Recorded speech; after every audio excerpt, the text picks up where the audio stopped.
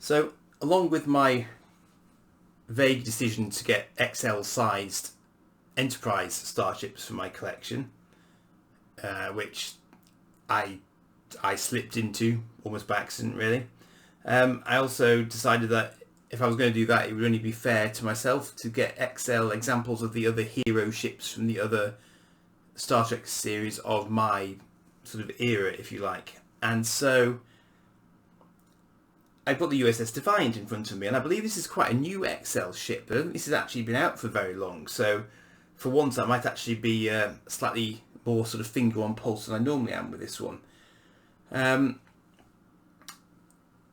The ship was a real departure at the time when I first saw it on screen. I just thought, what the hell is that? Because there are no pylon struts, there are no nacelles slung out, sort of meters from the ship. It's just a great big block of starship.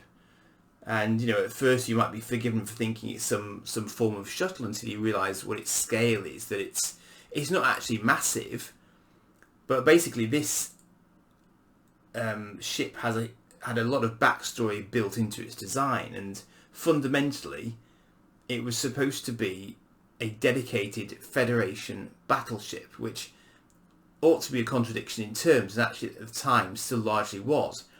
But the development of this ship came about as a result of the disaster that the Starfleet had at Wolf 359, when the Borg basically ripped a hole through a huge fleet of starships that just had no answer to the Borg's capacity to adapt to their attacks, given that Picard was effectively anticipating everything that might come from them.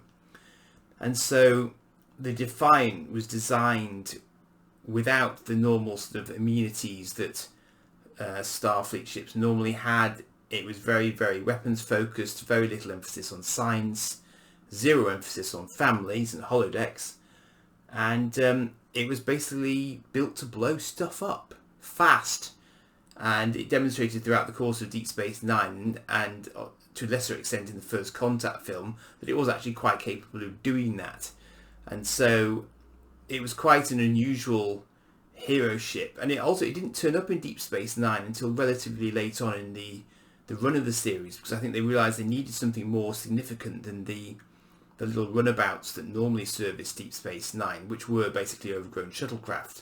And so along came the Defiant, which Captain Sisko was said to have had a significant hand in the design of, and that's why it occurred to him that they could use it when they needed to go and hunt down the source of the Dominion, basically.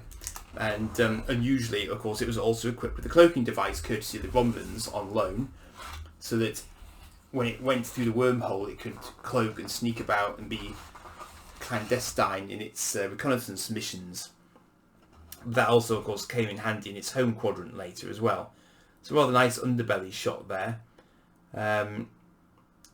It's got quantum torpedoes, it's got sort of pulse phaser cannons rather than the normal phaser strips, and so the sort of the long phaser blast that we were used to seeing is more sort of rapid fire, very high intensity phaser bolts that it shoots. And of course it's one of those ships where I think it's a bit of a Marmite ship, in so much as you either love it or you hate it, design wise.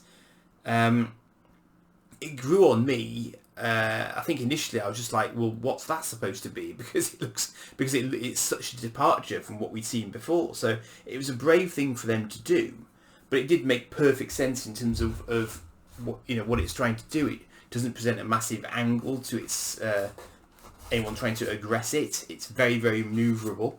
I mean, initially they had real problems actually holding it together, because it was so powerful for such a small ship that it was always threatening to tear itself apart.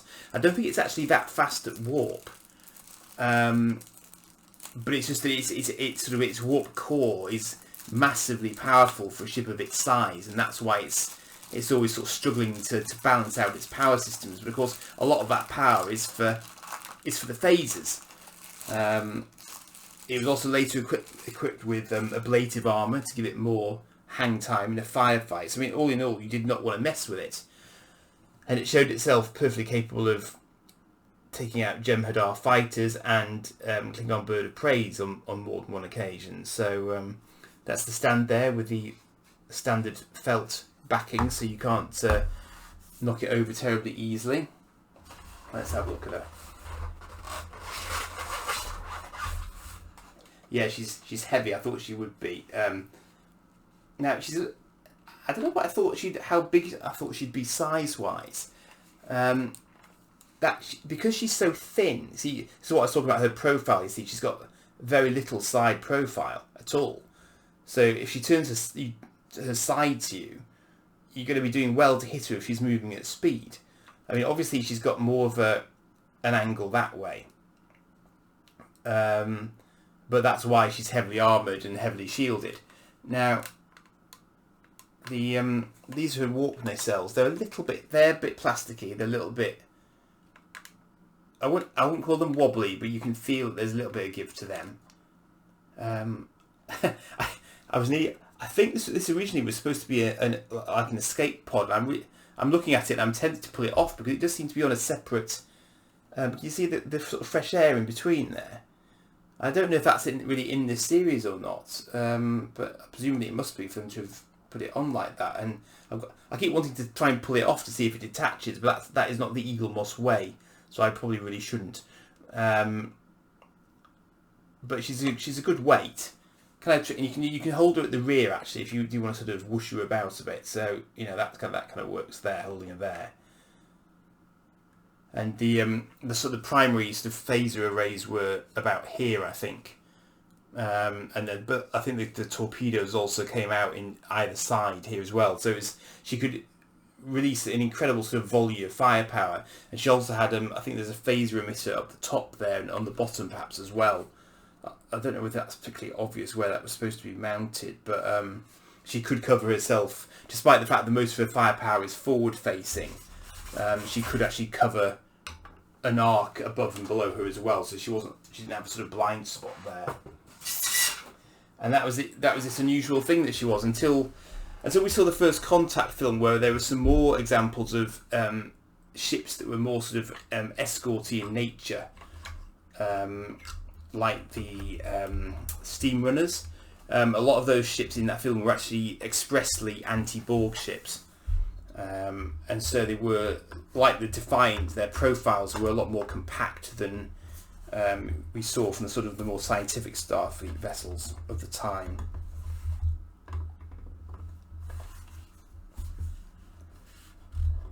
But I mean, the Defiant did cause a lot of concern to a lot of people because the Romulans were worried about it, and the Cardassians got a good taste of it, and ironically, even the Klingons did, although technically they wouldn't have expected that. But yeah, I mean, I really like her lines. She's sort of smooth yet blocky. She's almost sort of a contradiction. But I think that's because she is such a sort of radical departure from what's gone before. But yeah, it's nice. It's a nice little model that, and I think that's having accidentally got the Deep Space Nine model already. I think that they'll line up very nicely together. So yeah, that's another one to try and find some Space Force somewhere.